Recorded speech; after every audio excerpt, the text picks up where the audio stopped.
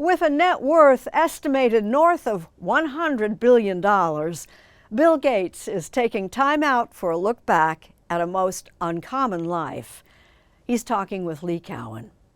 Mr. Gates, I'm Dr. Leonard Hofstadter. We've actually met before. Bill Gates may not strike you as an actor, certainly not a comedic one. I mean, ever since I was a little kid, I've looked up to you like a hero. But he can be a funny guy. Would you like a tissue? How about a hug? How about a tissue? Even when he was arrested at the age of 21, his smile makes you think there was a lot more going on in that head than just computer calculations. It was driving from Albuquerque up to Seattle that I got 3 very serious speeding tickets. You got 3? Yeah. On that one trip? On that one trip. Well, it's a long trip. This is great. I love this little car. Yeah, these are pretty nice. We were relieved to learn that the top speed of his all-new, all-electric Fiat Red was only about 100 miles an hour. That car was a birthday gift from Bono. Yep, that Bono, as if there's any other. Well, we've been working together on this global health stuff for a long time. These days he's known largely for his philanthropic work, especially on global health issues. To date, the Gates Foundation has given away nearly $80 billion in grants, most of that from Gates and his former wife Melinda's own pocket. But for most of us, he'll always be the Microsoft guy. This is my last keynote. Even though he stepped down as CEO a It's quarter middle of this century year, ago. July, the one thing that really held me back was, what if I leave and the company's doing very poorly? A, I'll feel bad, and B, I won't know whether to jump back in or not. But fortunately, I've never had to even think about it because my successors have been amazing.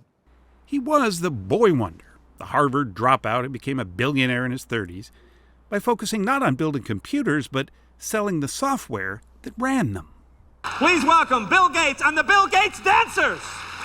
By the time he launched Windows 95, he was on top of the world.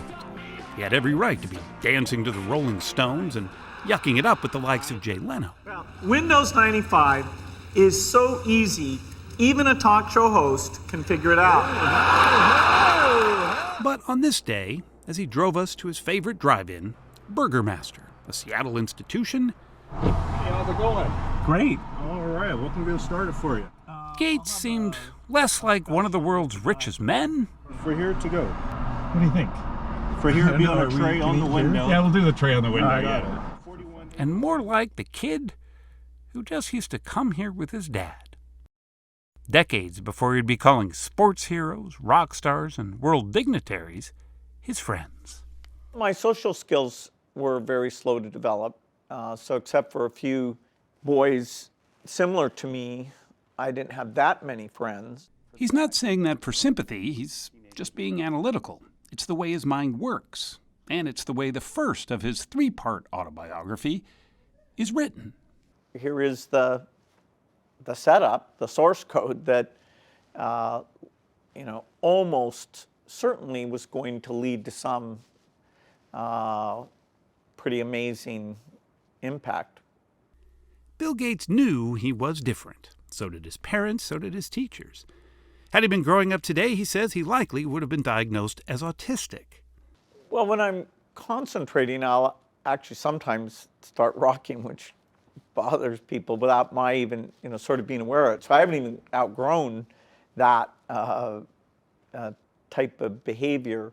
Is the rocking kind of a soothing thing? Is it something you just do to concentrate? What do you think it must be, it's a habit. They did put me on a rocking horse to help me go to sleep. They did put me in a cradle, so it's definitely their fault. Whether he is or isn't on the spectrum matters little, he says. Even today, there's not like some magic medicine that gets rid of the bad part and lets you keep the good part. He writes that his parents took him to therapy, sent him to private school, and tried to unglue him from his books by getting him into sports, like skiing, even football. I was forced to. Now, that was on, there were 3 teams. There was the varsity, the JV, and then the even below JV. And so we were the lowest tier. And amongst that third tier, I was semi-decent, but that's all that can be said. Almost everything he viewed through the prism of mathematics. As you talk about math and being good at math and how that kind of revealed all these hidden structures in life and gave all the chaos of the world a certain amount of order, which, if you're like me, who's not good at math, all I see is sometimes chaos. I don't see the patterns. I don't see the structures. Well, you know, I think science is a beautiful thing that, you know, physics, chemistry, biology. The more you learn, the more kind of the pieces fit together because all these topics connect. You're called a genius, and I will, well, no, I don't think that embarrassed you at all. They call you a genius. In conversation 40 years ago with our own Jane Pauley, the then William Gates III made it clear he was in charge of his destiny. I'm used to having a company where the ideas that I have are something that I can easily pursue. Are you competitive, you think? Yes, people would say I'm competitive. Yes, definitely. I mean, there was an industry panel once where everybody was disagreeing with me, and at the end of the panel, one of the competitors says, look, Bill is wrong. Bill works so much harder than we do. He's going to succeed. We might as well just give in. You don't get to be part of that 1% club without making a few enemies along the way. He is a complicated guy. Forcing us to divorce the internet from our operating system would be like requiring one of the automakers to sell cars without car stereos. Some say he was ruthless in his business practices. And there are plenty of charges that today is just part of a new American oligarchy. You write in the book about how you said when you first came here as a freshman that you were like a kid in a candy store. How come? There were glimpses of his determination even as a freshman at Harvard. My room was this one here on the first floor. He almost got kicked out for breaking the rules in the computer lab. It turned out I'd used by far the most computer time.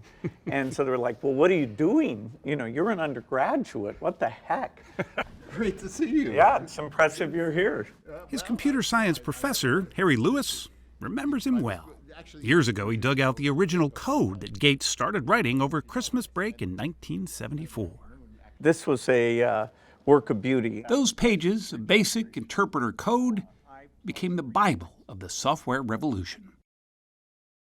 The 69-year-old Gates says he's made plenty of mistakes, including meeting with financier and convicted sex offender Jeffrey Epstein.